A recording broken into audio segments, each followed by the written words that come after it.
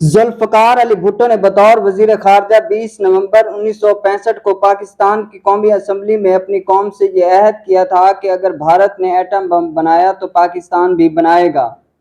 اس کے لیے چاہے ہمیں گھاس ہی کھانا پڑے۔ کسی بھی ذمہ دار پاکستانی لیڈر کا یہ پہلا تاریخی بیان تھا جس میں پاکستان کو ایٹمی طاقت بنانے کے لیے عزم کا اظہار کیا گیا تھا۔ امریکہ کے زیر اثر صدر جنرل محمد ایوب خان ایٹم بم بنانے کے حق میں نہیں تھے۔ بھٹو صاحب نے اپنی ذاتی کوشش سے 20 اپریل 1965 کو اسلام آباد کے قریب امریکہ کے تعاون سے پاکستان کا پہلا ایٹمی بجلی گھر قائم کیا تھا، جس کا افتتاح بھی خود انہوں نے 22 دسمبر 1965 کو کیا تھا۔ برسر اقتدار آتے ہی بھٹو صاحب نے 20 جنوری 1972 کو ملتان میں سائنسدانوں کی ایک کانفرنس منعقد کی تھی،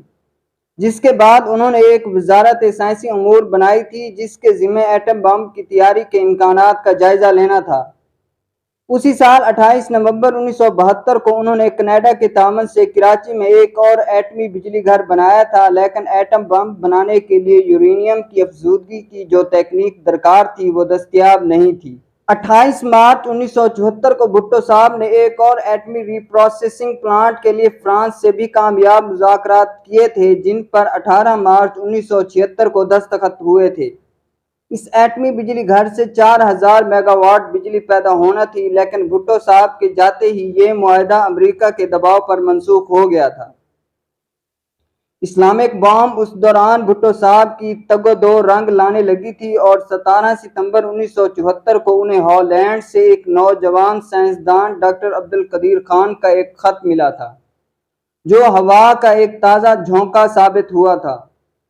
بڑے ڈرامائی انداز میں انہیں پاکستان لایا گیا تھا اور معاملات طے کرنے کے بعد 31 جولائی 1976 کو ڈاکٹر صاحب کی نگرانی میں پاکستان کے مشہور زمانہ اسلامک بام پر کام شروع ہو گیا تھا،